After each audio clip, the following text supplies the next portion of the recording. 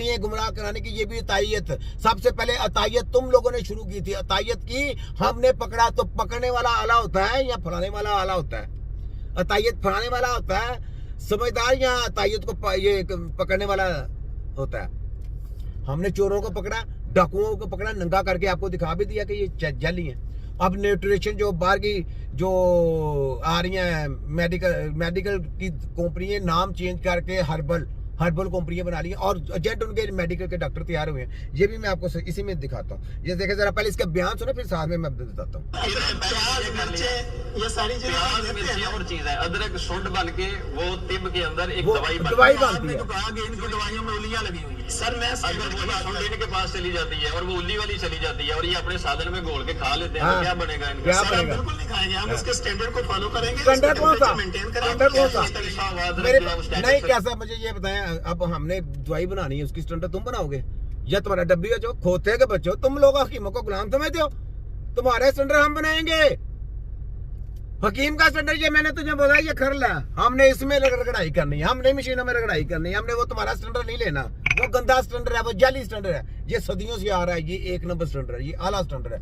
हमको पता हमने क्या करना है। इसमें कोई तुम्हारा वो न्यूट्रिशन या फलाना आइटम खाना या वफाक है या पंजाब है या हम दर कशी वाले ये नहीं कह सकते कि ये स्टैंडर्ड आपने ये रखना। स्टैंडर्ड हमने बनाना है, हकीम बनाएंगे, तिब्बे नबी के सिपाही बनाएंगे, हम बनाएंगे। पकड़ा तुमको किसने? हकीमों ने। तिब्बे नबी की टीम ने पकड़ा तो स्टैंडर्ड भी हमने बनाया। तो हमने कहा कि जी खरल में रगड़ना है। हकीम की मर्जी, जो हकीम बनाना चाहता अपनी मर्जी है, जितना उसने गुड़ डालना डाल ले, जितनी उसकी मर्जी है रगड़ाई करनी है कर ले, नहीं करनी तो ना से।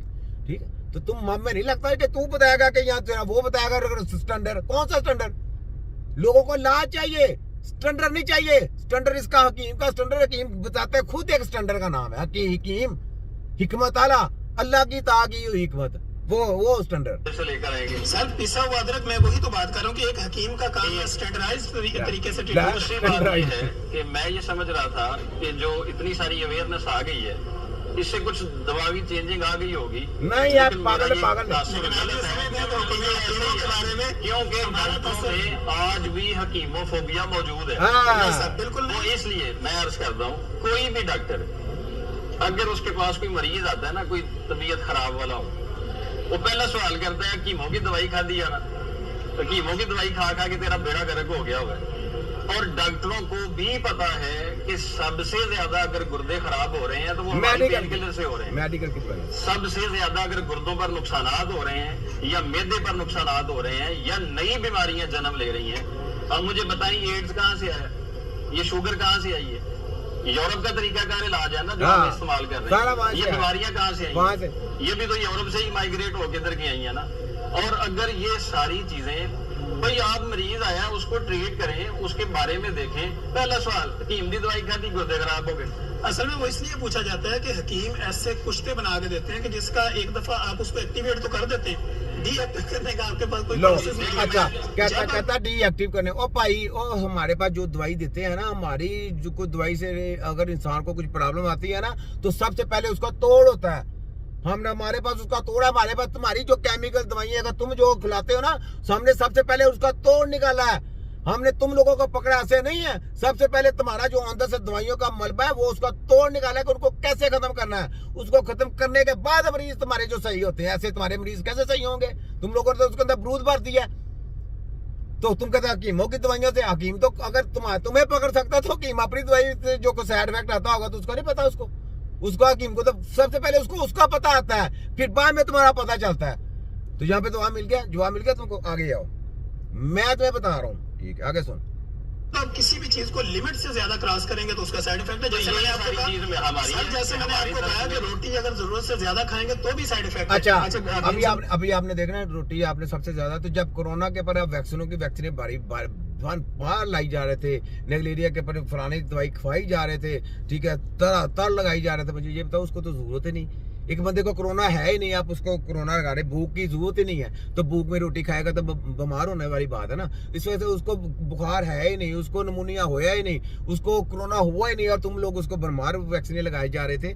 तो वो क्या था? वो आप बीमारियां दे रहे थे, बीमारियां मुंतकिल की जाती थी, तजर्बे कर रहे थे कैसे कैसे क्या होना, कौन कौन से साइड इफेक्ट आते हैं, सारे लिखे जा रहे थे। फिर वो वैक्सीन संभाली जाती है, फिर वो दूसरे कंट्री में जाके वहां पे वो बात दे के वहां पे नाम चेंज किया जाता है कि जनाब वो वबा वहां से आई और बाद में उसकी वैक्सीनें पूरी दुनिया में चलाई जाती हैं। ये जनाब इनके सारे काले धंधे हैं, गोरे लोग। ठीक है, लगी समझ? सुनाओ डॉक्टर फोटो कॉपी साहब, इधर आओ। ये छोटा हकीम है, वो बाबा जी तो जरा आपकी शायद इस तरीके से क्लास नहीं लेंगे। मैं हूँ जो WHO की क्लास लेता हूँ, तो मेरे से जवाब भी सुन ले, परफेक्ट मिलेंगे आपको। चलें आगे आए। मुझे ये बताएं कि ये जो गुर्दों की बीमारियां हैं या दीगर बीमारियां जैसे शुगर है, खास तौर पे गुर्दों की बात करूंगा, कि ये जो डॉक्टरों की दवाइयां हैं, अगर ये दवाई उस तरह से दे रहे हैं जैसे आप कह रहे हैं, आपका कहना है, तो क्या गुर्दों के अंदर जो प्रॉब्लम आ रही है वो डॉक्टरों की दवाइयों से आ रही है? हमारे मुल्क पाकिस्तान में सालाना डॉक्टरों की तादाद है जो सालाना तौर पर फाजल होते हैं, वो है 33,000 लो 33,000 डॉक्टर जो है वो सालाना, ये मैंने किसी तहसील हो रहा है, ये हो रहे हैं, मालूमात ली है। और सालाना हकीम वो है 586 लोग। तो बड़े कम है इसकी क्या? हाँ। एक दूसरी बात, कुल तिबिया कॉलेज हैं 40 जो पाकिस्तान में है, और मेडिकल कितने कॉलेजेस हैं ये डॉक्टर साहब खुद जानते हैं।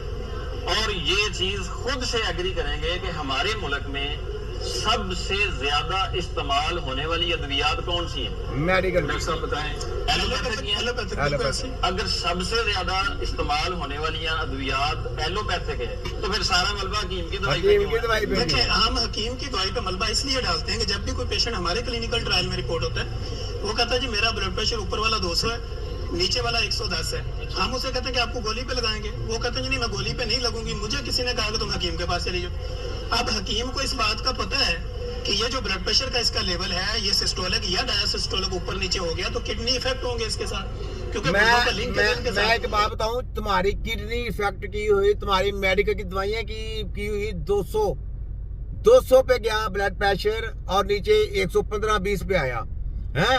अब मुझे ये बताएं उसका क्या हाल किया होगा मेडिकल? उसने आज तक हिकमत की दवाई नहीं खाई हकीम की, और उसको अल्लाह की मेहरबानी से मैं नीचे लेके आया, फिर उसको मैंने तरीके से बड़े सेटअप किया। ठीक है,